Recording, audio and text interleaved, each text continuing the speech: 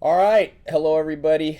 I have a very special guest here, Ashlee Vance. If you've seen on my Instagram recently, I posted a picture reading his book. I also posted a picture with me and Elon Musk. And so the book is titled Elon Musk, Tesla, SpaceX, and the Quest for a Fantastic Future. A lot of people say Elon Musk is one of the most important people alive on the planet. He's now just tied for the 100th richest man in the world, 33rd, I think, in the United States. But to me, what's better about Elon Musk personally is he's got what I call level 3 business. I mean, he's not selling sugar water or junk food. He's like selling something that's important. And you kind of, Ashlee, got the you're the first person to really get Elon Musk to agree to write a book with you, right? Yeah, that is right. I think a few people had tried along the way over the years, and Elon kind of fancied the idea of doing his own book there for a while. But yeah, I was the first one to, get him to do a whole bunch of interviews. So let's start. I always like to start with like the dessert first, start with the best part. After spending all this time and having insider access to Elon Musk, what's the standout lesson that you learned for your own life to be, to do big things? Like, was there one just takeaway that kind of the arc that encompasses everything that you learned from him? I think so. I mean, obviously, there's a whole bunch of stuff, but the kind of biggest one that stood out for me, I guess, I guess it sounds kind of simple. I would say it really succinctly, just kind of as do the most you can with your life. But I guess what I mean by that is, we're all told to kind of set priorities or goals for ourselves, and to really kind of work to achieve them. I guess until I had met someone like Elon, who really is kind of like a one of a kind, and is kind of, I'd say he's on a couple of different quests, and he's sort of decided he has to work as hard as he possibly can pretty much at all times to achieve those things. And so he's kind of like maximizing what he's after. He's narrowed down his goals, and then he's going after them with everything he's got. And just seeing that up close made me really rethink kind of how I was running my life. So it made me think really hard about exactly what my priorities are, and then to dedicate myself to them more fully. I don't think I would ever live my life kind of at the full extreme of Elon, but it pushed me in that direction. Yeah, he's pretty intense. I think he's the only guy alive that has started three companies, each worth at least $1 billion from scratch. So that's I saw a little talk. I went to my friend had this little private talk that he gave a year ago, and Elon Musk. Somebody asked him, would you do this again? And he said something to the effect of, I'd rather, put shards of glass in my eye than do exactly what I did. He said, I made 100 million plus selling PayPal, and then I invested all of it into SpaceX, Tesla, and Solar City, and I didn't have any money left. I was like borrowing rent money or living with my friend. So, uh, can you speak a little bit on this kind of struggle? Because a lot of people become entrepreneurs as super optimists, and then you look back on it and go, wow, that wasn't quite as easy. What's Elon Musk and your take on the struggle to be an entrepreneur? Yeah, again, just because he does sort of everything at these extreme levels, I mean, I think, his struggle would be, it's got to be one of the most exceptional things. I mean, it's one of the bits that really drew me to want to write about him was that he's got this amazing life story on top of all the business stuff. But like as a kid, he had a pretty rough childhood. I mean, he was like a loner. He didn't get along very well with his dad. He got beat up at school, and so he kind of runs away from home when he's 17 with like $100 in his pocket, and that kind of started his whole personal struggle. He like backpacks around Canada, puts himself through school, ends up going to Silicon Valley, and then kind of decides to outwork everyone. He founds this company Zip2 and then PayPal and gets kicked out of them. He's the largest shareholder and the boss, and he gets kicked out of both of them, mostly because he just couldn't get along with people. He's a little bit like He's Steve got Jobs.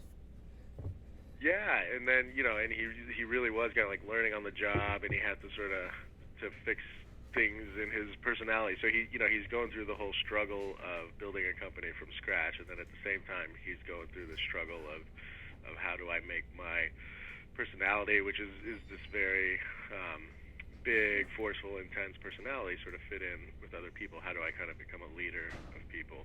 And so you see him having to learn that in these like really difficult circumstances. I mean, the good thing for him was that his companies kept doing well, and he made a lot of money.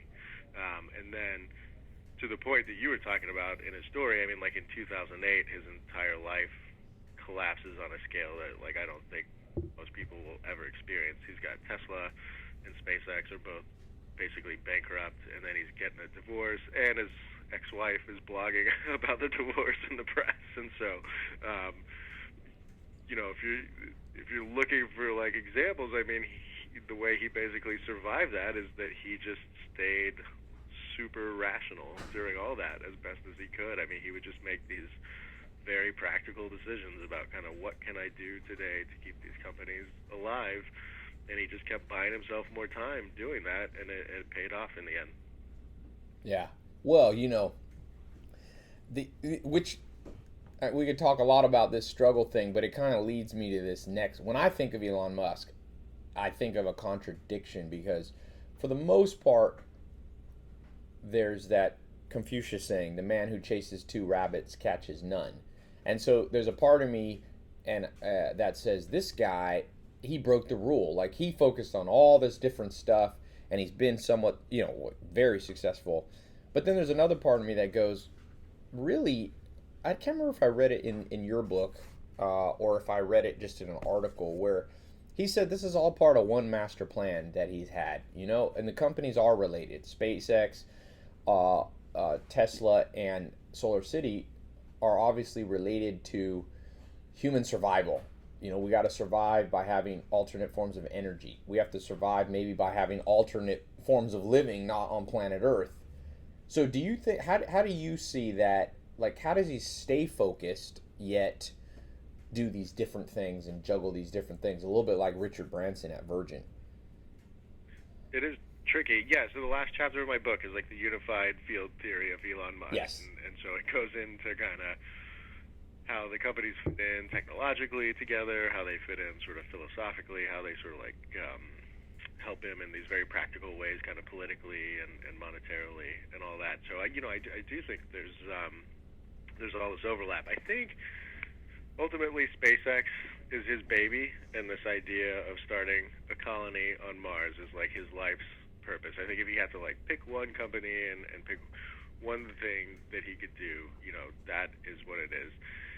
As it happens, he got into electric cars because he did care about that stuff too, and he did care about solar, and so these things kind of fall in his lap, and then in this very Elon way, he goes at them full force as well. I think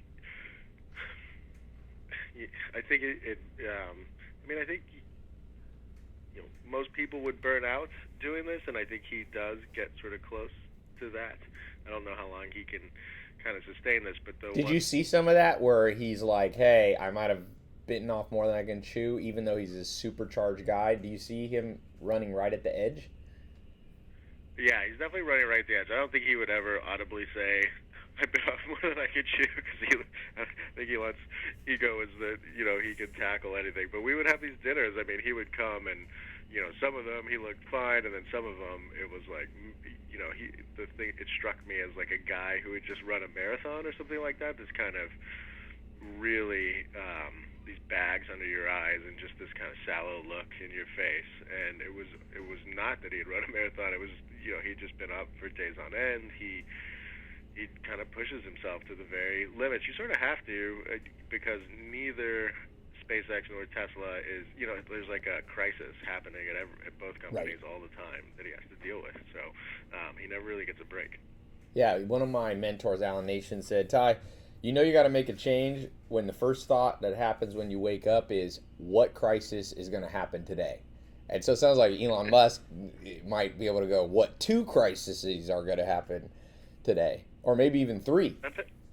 Yeah, I mean, that's how he operates. There's people at, like Gwynne Shotwell, she's the president of SpaceX, and she's amazing, and she runs, like, the day-to-day operations of the company and sort of keeps it humming along. But Elon's a guy. I mean, that is his job. He figures out whatever is the biggest crisis at either company, and that's like where he puts his attention. And not like he just fixes it all himself, but he goes to the person at the company who's dealing with the messed up door or the part of the rocket software that's broken, and he's like standing there right with that guy saying, what do you need in terms of money or people to fix this? And he stays there for, if it takes like a day to fix it, if it takes a month, Elon's right over your shoulder working on it with you for better or worse.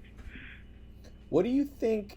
There's so many things that Elon Musk personifies that people want to have in their own life. I think one of them is not being a procrastinator and getting what you want. Like if you have a goal, I read about 75% of people at one point or another in their life will dream of starting something. Like they'll have an idea for an invention, a patent, they'll have an idea for a business.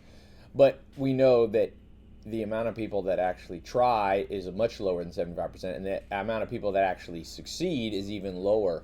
So it comes down at some level at the beginning to motivation to get off your butt and actually do stuff. What do you think is the key to Elon Musk's motivation,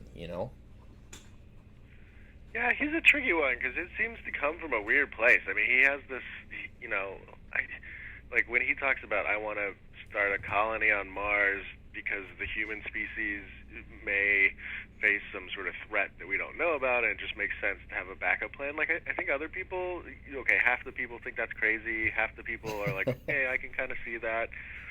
For Interstellar. Him, feels that on like this. What's that?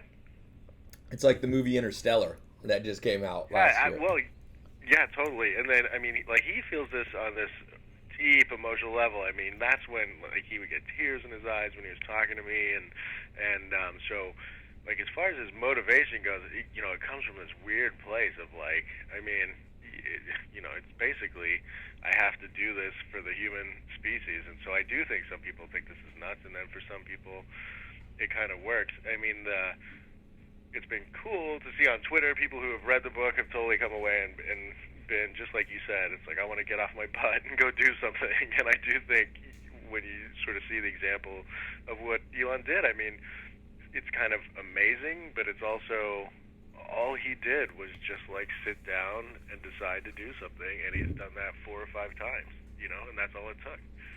So you think it's come from him specifically? It comes from kind of an emotional place of I want to help humanity, help myself. That's his prime, as opposed to, let's say, Steven Schwartzman at Blackstone. I was just reading about, or Warren Buffett, Charlie Munger. These guys are very focused. Like I want to be rich. That was kind of their motivator. You think Elon's comes much more from a kind of savior complex, or not complex, but that mentality? I do. I mean, I think he totally enjoys being rich, and like as he's got richer, it's made kind of all this stuff that he's going after easier, and he has like a big ego. I mean, he loves being the celebrity CEO and all that stuff. But I mean, I honestly, and this does not come from any sort of fanboy anything. I mean, I just having spent enough time with him and his family and his friends and his employees. I mean, I just think it's very authentically he's after this bigger picture stuff, and he's either had to make money along the way to make that happen, or he's kind of stumbled into money as a result of pursuing this bigger goal. I think like at the very beginning when he did Zip2, which was like this .com startup around 1994, I mean that was a pretty conscious decision with his brother that like the internet was happening, we need to do something to capitalize on it. It wasn't totally kind of we just need to get rich. It was like this is where the action is, let's get involved and see what happens. But since then I think he's been kind of driven by something well beyond money. Yeah, I have a system, a personality kind of psychometric test that I'm working on kind of trademarking, and I call it the PACE system. So PASE, and they're the 4 dominant kind of drivers in personality types. So P stands for practical, A action, S social, and E emotional. So my take, and I've been with Elon in person, that he is either an EA dominant person. I think is an EAPS, which is emotional first. That's his driver, and you kind of confirmed it. My hunches after being around him in person. A is second. He likes to take action. Third, P, practical. He knows how to raise capital and do the day-to-day. And then S maybe is his weakest. He's a little bit, I would say you could tell he didn't grow up the most popular kid in high school. He's a little bit eccentric / nerdy even now. Yeah, that's true. Yeah. I mean, I think the way you ranked him sounds pretty fair to me, and it is true. I mean, he's not. Even though he's gotten better at giving presentations and all those things, I mean, he's not like the easiest guy to just like have a beer with. Right. Exactly. Yeah. Now let's talk about interesting motivation. Another thing I wanted to talk about that's just a practical tip for entrepreneurs. I'm an entrepreneur. A lot of entrepreneurs will be listening to this. Peter Drucker speaks of the 8 objectives of every good business, marketing, innovation, human resources, physical objectives for your products. You've got social responsibility, all these profit requirements. But the one that Elon Musk, in some ways, has really excelled at is the capital objective, being able to raise capital. So I think he raised $2 billion not too long ago in bonds for Tesla. He's raised money at various stages for his business. What do you think is the secret to success in specifically around raising money? So if somebody's watching and they're trying to raise 500 grand for a business or 100 grand or 10 million, what are the things you took away from learning from Elon? Elon's like a little bit of a tricky example because in some of the stuff like Tesla, he had made his own money, and none of the VCs wanted to invest in Tesla at all. And pretty much like the reason Elon became the first major investor in Tesla was because he was the only guy willing to put in money. Right. In that sense, he was the capital. But you're completely right. I mean, subsequently, like more than anyone else, I think we've seen in recent memory. I mean, he has a real gift. Of late, because his star has been rising, it's like everyone wants to buy in to Elon Musk, and so it's gotten pretty easy for him to raise capital. I'd say in the darker days, kind of like 2008, when you had this whole world was melting down with a financial crisis and all those things, and Elon was still able to raise money in those environments. I mean, to me, he gives off such a complete devotion and commitment to what he believes in, and that's what other people buy into. It is that, like when he talks about something, he not only talks about it with passion, but he explains it so it just seems to make so much sense. Even when he's telling you about like a Mars colony, and that there's all these things that need to be done to make that happen. I mean, you kind of buy into it, and then he also gives off this impression of, I will die to make this happen, like this total commitment of himself to back it up. And so, I think the investors were always buying into him more than the ideas of the companies back in those really tough times. Yeah, there's 2 books. I've got this book club, which your book has made it into the book club. I kind of ranked the best books I think out there, and there's 2 books. One's by a former I think he's dead now, Harvard professor Solomon, and it's How to Write a Good Business Plan. And then the other book is one of my favorites it's the autobiography of Sam Walton, who started Walmart, became basically the wealthiest man of our time. And both of those books confirm what you just said. Solomon says, in general, and good investors are investing in you. So they are investing in who you are, what you know, and who you know. And then Sam Walton says that he gave 10 commandments to building a business, and he made $160 billion. And he said, the first one is commit. And I find most entrepreneurs have a hard time committing because they're not good at coming to a place where they say, yes, I know what I should be doing. So maybe the lesson from what you said is to raise capital is an after effect of you knowing what you're doing and it being in an area that you have competence and passion in. Does that sound? Yeah, well, yeah, I mean, I think I think you can make a case for that. I think with Elon, I think like he knew what he wanted to do more or less.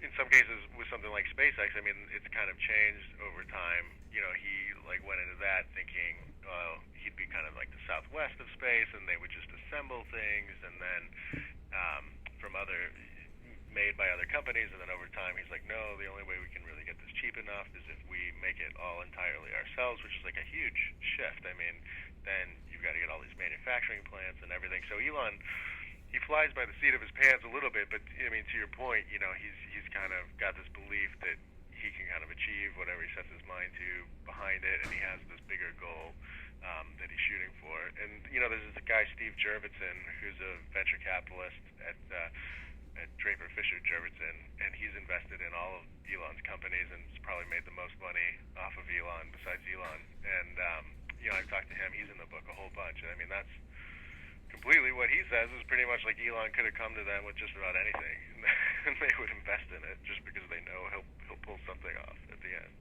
Well, it's like there was a professor Megginson who explained Charles Darwin's theory, and he said what Darwin was really trying to say is that it's not the strongest or the smartest who survive, but it's those able to adapt to the environment in which they find themselves. And so what you're saying is Elon Musk has this overarching goal, but then he's willing to pivot, adapt, and be changeable with SpaceX. If it becomes apparent that he shouldn't be the Southwest of space, he should do something else, he's willing to pivot and change. I think changeability is really why Homo sapiens are the dominant species on planet Earth right now.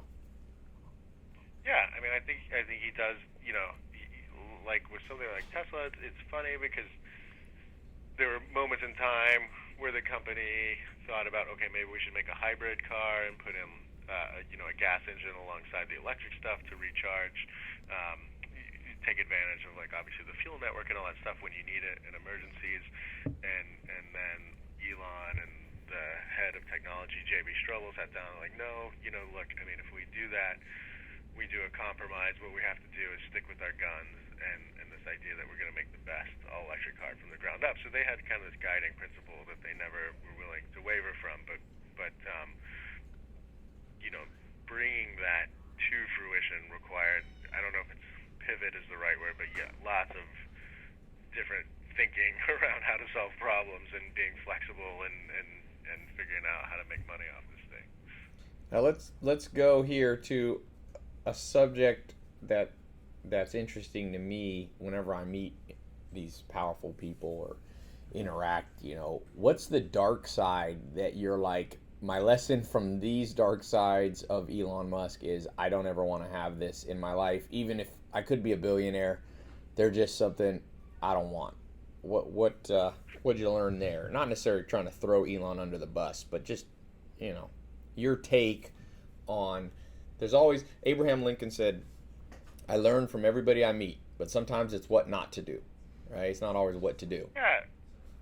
No, I mean, I think there's plenty of those kind of things. I mean, one we alluded to a little bit was, I mean, I just don't think I would live my life like he does. I'm in awe of all the stuff he achieved, and I'm glad that there's somebody out there who's kind of willing to do that. I wouldn't be able to spend as much time as he does at the office at the expense of like my family and a social life and all of that. I mean, I think there's a kind of happier medium. I mean, maybe you have to be like that to accomplish everything he has by 44. I don't know. How many hours is he spending at the office? Well, you know, he literally works 7 days a week because he's running two companies at the same time. And, I mean, he's basically kind of like married to the office. It depends how you want to argue it, but, I mean, there's easily days when he's there 18 or 20 hours at the office. Yeah. And, you know, there's a funny part in the book where he had just gotten divorced, and he's like, I got to start dating again. And then he looks at me and goes, how much time do you think a woman requires a week? He's like, do you think 10 hours would be enough? You know? He's calculating it mathematically. Yeah. And then, you know, the other thing that you see in the book quite a fair bit is how hard he is on employees. I mean, he expects them to work, you know, just about as much as he does. He expects them to be, if not perfect, working their tail off, and then definitely being exceptional quite often, and if they're not, he lets them know about it in no uncertain terms. He's been known to really kind of humiliate people in meetings, and I'm just not wired that way to begin with, and so, and then it also seemed to be something that Elon has learned over time, that when he kind of demoralizes people, they don't come back. Some of them don't come back from that, and they sort of like lose their morale, and so he's tried to curb that a little bit. But I find all that was kind of a little bit sad. There's people who've worked for him for 10 or 12 years, seen him almost every day, and I don't think either of them would consider each other friends. It's still kind of this business relationship, and so I don't think things have to be that way. Yeah. Well, it's like there's a certain drive that it takes to, like you said, by 44 have skyrocketed, and the old rule of physics that for every action there's an opposite and equal reaction. It becomes the ultimate balancing act to go, okay, I'm going to make the Southwest Airlines of space to Mars, and I'm going to have a perfectly normal dating life. If you could pull that off, you're truly the greatest genius of all time. So almost always you find, my friend, her dad was telling me that Albert Einstein used to show up at his farm when he was growing up to buy kind of like a farmer's market. And he said, my early memories of Albert Einstein are I would go up to him as a little kid and he would give me a hug or whatever, and he smelled horrible. So Albert Einstein could not quite find the time to wear deodorant or take a bath because he was off on planet, Lululand, coming up with E equals MC squared. So I think it's one of those, humanity has to balance out Einstein. Like the other 7 billion people on the planet, we take showers so that the room doesn't smell when Einstein walks in. Yeah, I mean, for me, it's like one of the big questions in the book is where is that balance? Does there need to be a balance or not? I don't think it's anything that I came to a real clear conclusion on, except to what you said. I mean, I think if Elon was trying to live some sort of normal life, there's no way he would have achieved everything he has. But it's that whole sort of the ends justifying the means thing that obviously kind of repeats all the time in literature, and I think Elon's life is like a total experiment in that. So socially, so he's divorced, and that took a toll on him. He's got, I think, 5 kids. How through this? Let's talk for a second about the kids. Were you able to interview the kids? What's their take on having a dad like this? I tried to leave them out of it, Okay. and I sort of did that consciously. I know they split time between him and Elon's first wife, and I talked to his ex-wife about it quite a bit, and to Elon about it quite a bit. I mean, his ex-wife kind of felt like everyone feels like Elon's like a good dad, and when he's with them, he's a really good dad. But his ex-wife Justine felt like the kids were living this totally bizarre, kind of unreal life, and that her job was to kind of keep them a little more grounded. I mean, they go to the SpaceX factory on the weekend and sort of have to sit there while their dad works. They're like the only boys. They're all boys, and they're the only boys on Earth, I think, who get bored going to the rocket factory. And That's so funny. then Elon would tell me, we were having dinner one time. He's like, I just got back from Monaco with the boys. We were watching the F1 races with the prince and princess and all this stuff. And so, they live a pretty exceptional, kind of strange life. And then Elon, he did suffer so much as a kid and sort of sees that as giving him this resolve later in life. And so I remember we were having one dinner, and he's like, I mean, what am I supposed to do? Am I supposed to... I think about this all the time. Should I make life miserable on them? How do you do that sort of consciously, or do they just get the benefit from sort of from this lifestyle? So it's something they think about a lot. Yeah, if you talk about the ultimate juggling act, if you can pull off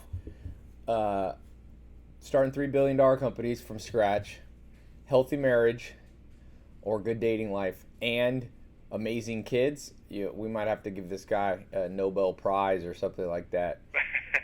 Do you think that Right.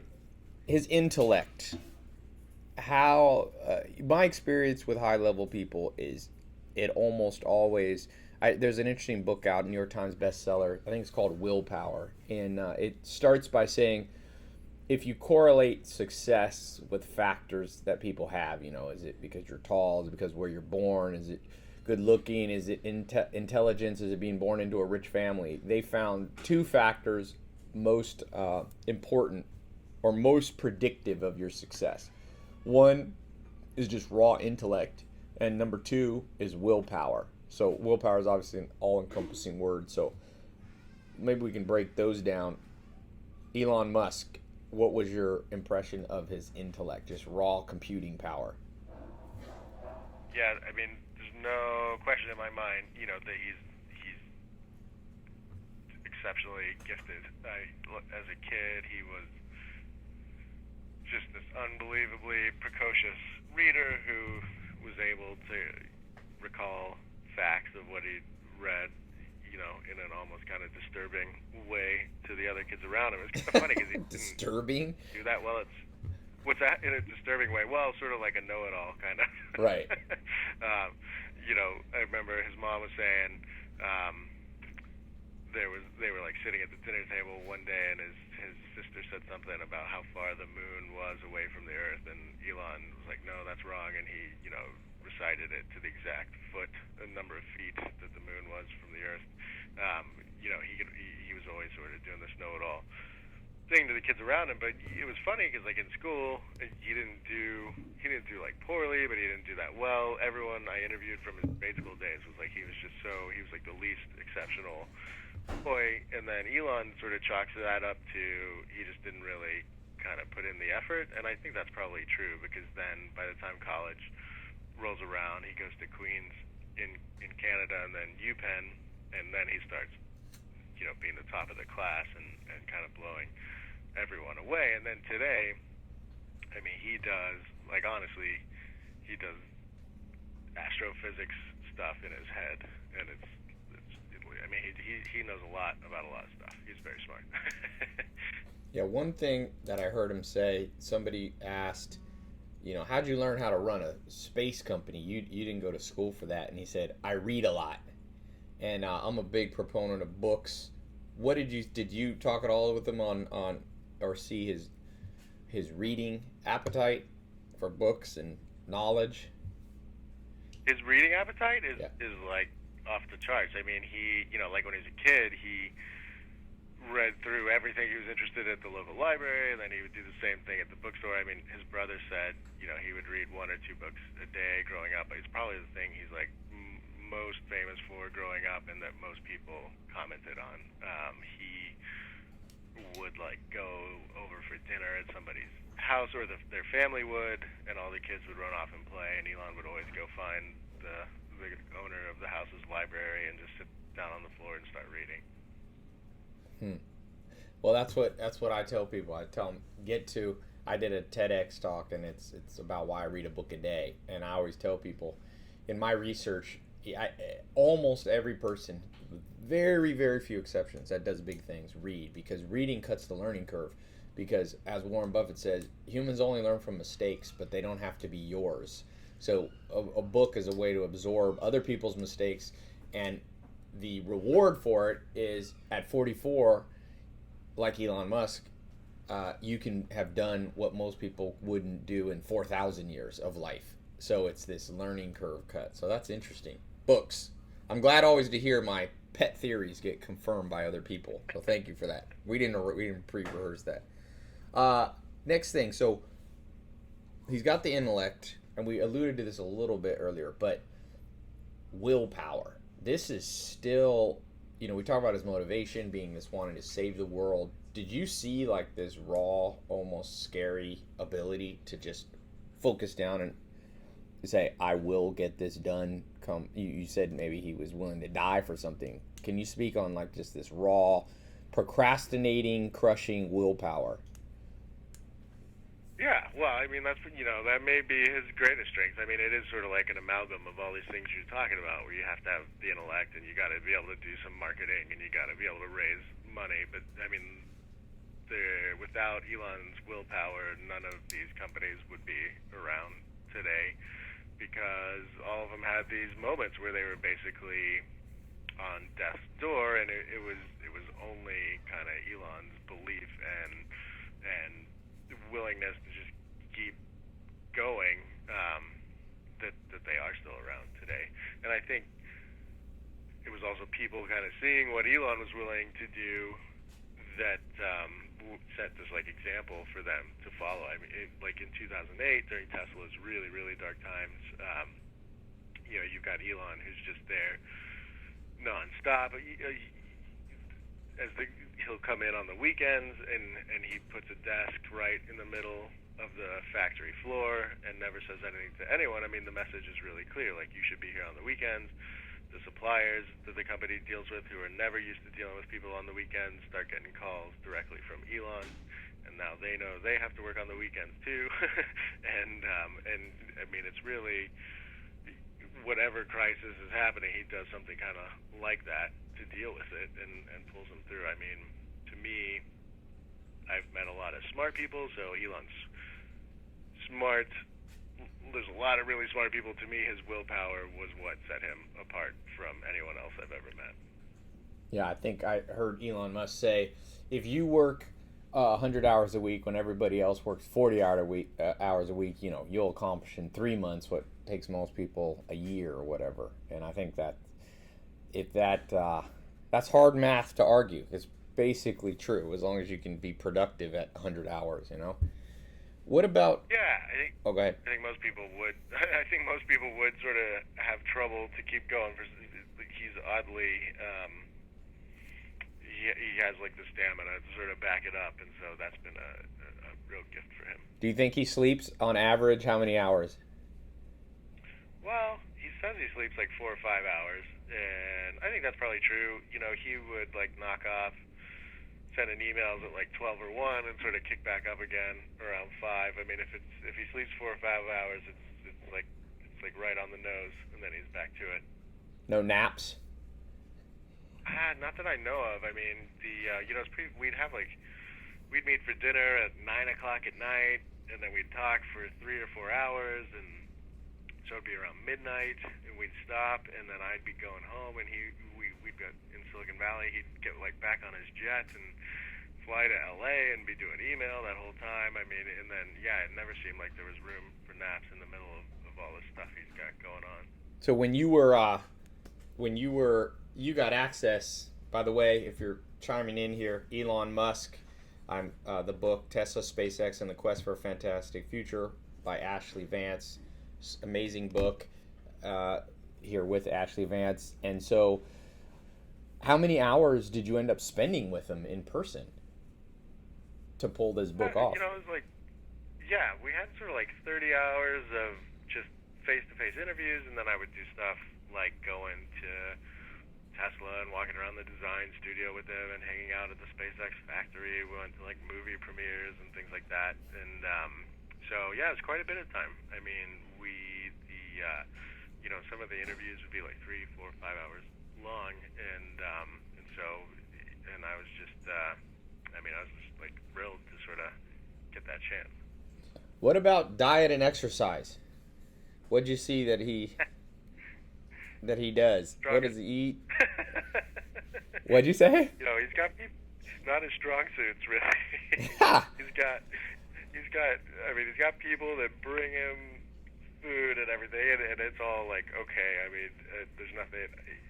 At one point, he was kind of doing like a low carb thing to try and lose weight, because he really doesn't. He goes through fits and periods where he kind of will exercise, that he exercises like super intensely and has a trainer and all that stuff, but then I think work gets the best of him, and he tends to put on a little bit of weight during those periods. Yeah. So does he have the typical, if you're at his house, does he have the Iron Man type house? Does he have gadgets and maids and all this beautiful supermodel now that he's single? Does he live that, or is he pretty much not quite as glamorous because he's always at the office? It is pretty glamorous. He's got like a mansion in Bel Air, and I mean, the stuff that he is most into is video games, and he has people that build him sort of custom video game machines that have to be water cooled and all that stuff, and he's put in like the highest speed internet into his video game room and everything. I mean, that's where he um, invests a fair bit of money. I would say that's like his biggest hobby. Video games. So video games, he's got that. He's got mansions. He's got the jets. He's got, obviously, when I was with him, he had a Tesla, which was no surprise. And you were talking about, what about social life in terms of, is he living the not the Hugh Hefner, but the, kind of, what's Robert Downey Jr., Tony Stark kind of Iron Man social life? He does a little bit of that. He's definitely different than the other tech CEOs. I mean, most of those guys kind of hang out up in Silicon Valley, and then Elon definitely prefers like the Hollywood lifestyle. I mean, he genuinely has people in the movie industry who are his good friends. Jon Favreau, who directs the Iron Man stuff. I mean, I see him at Tesla events hanging out with like Elon's family and everything. And then, Elon doesn't take a lot of time off, but then I always notice he's at the Super Bowl or the Kentucky Derby or the big fight. I mean, he kind of likes to be where the action is. And I don't. He's definitely not the Robert Downey Jr. super charismatic, women falling off his arm kind of thing, because he's just not that. I mean, he can be charming in his way, but he's not that like total smooth operator kind of guy. But he definitely likes to be, like at the Hollywood parties and things like that. Yeah. All right. As we kind of wrap up here, a few things. I've kind of had a list for you. We're making good progress here. Mentors. I'm a big believer. Mentors made all the difference in my life in cutting this learning curve. Books obviously can be mentors, but at some level, having in-person mentors. Who do you think Elon would count as his mentors? People have asked me this, and I don't think there's a super satisfying answer. His grandfather on his mother's side was this amazing character who went on constant adventures across Africa, did all these very daring things, and I think there's like a little bit of that in him. And then Elon was raised to a large degree by his grandmother on his father's side, and she had kind of survived World War II and would tell him these stories about like all the hardships that her family went through and how they got through without any money and things like that. And I know for a fact that he always looked up to her and took a lot away from those lessons, because he would recount them all the time. But then, like when you asked him for sort of like a specific person that he was kind of modeling himself after or taking inspiration from, I mean, he really never pulled out a very clear example along those lines. I found that pretty interesting. I think it's probably, for most people it ends up, when I was 16, I tried to find one person with all the answers, and you end up with really an amalgamation of people. I'm sure, he was business partners with Peter Thiel, who's gone on to big success on his own. These people, like the big investors, you think they have influence in terms of, giving him insight in things maybe that weren't his strength? I think so. I think he had a bunch of internships. Like there was one in particular at a bank, and there was a guy there who really took him under his wing and gave Elon a chance. Elon had sort of called him out of the blue and was like this kid, 18, 19, and he's like, yeah, come in, work for me. And then he saw how smart Elon was and was really letting him do pretty advanced things at the bank. And it's actually there where Elon starts to get some of these ideas for PayPal and the company before it was called X.com. And so that guy was kind of like a mentor. I mean, Elon, you see figures like that pop up.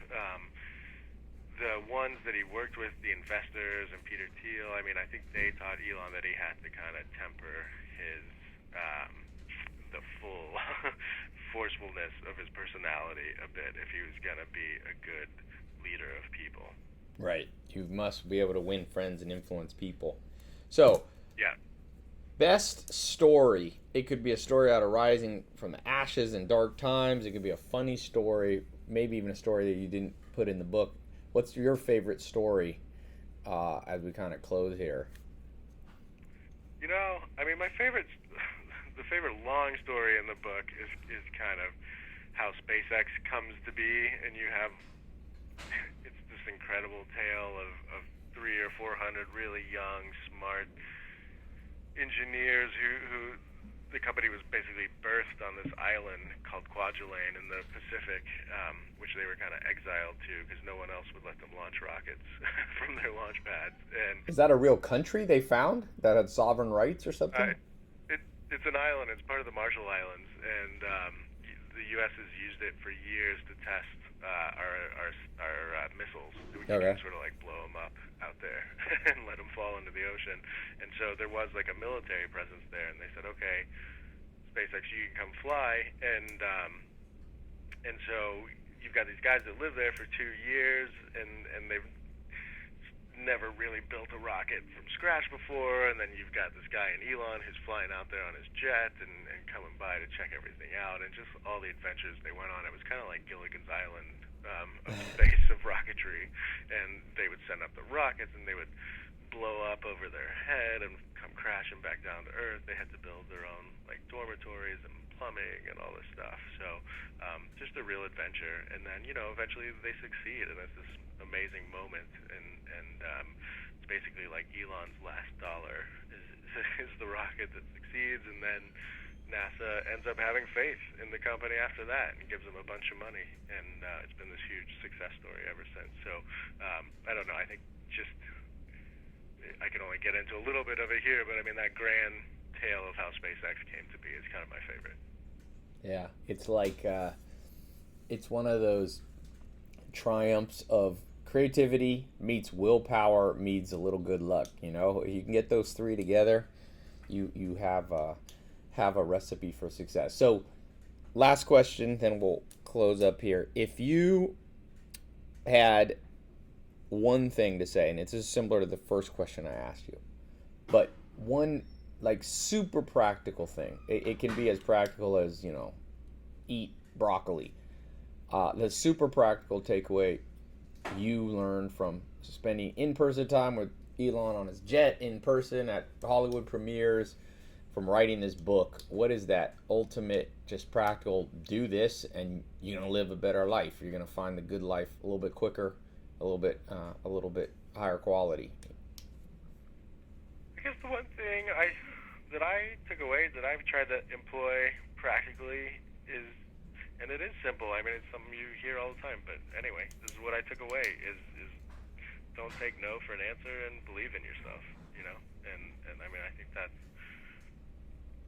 a huge fundamental thing that Elon lives in his life. It's something that I employed while I was writing the book and sort of getting turned down for things, even by Because he Elon. kept turning you down, and you kept saying, "Give me another chance. Let's do this. Let's do this." Right? Yeah, just perseverance. I mean, I spent 2 years interviewing hundreds of people and sort of wore Elon down through that. And when I would get down on myself, because you go through lots of ups and downs while you're researching and writing a book. I mean, I would always go back and be like, what would Elon do right now? And he would just What would Elon do? You going. wouldn't have one of those bracelets. He'd keep going, and he also, the believe in yourself thing is important too, because if you look at his life, he's had just about everybody always tell him what he was doing was either wrong or impossible, and a lot of times it's taken much, much longer and been more expensive than he thought, but he has accomplished it in the end.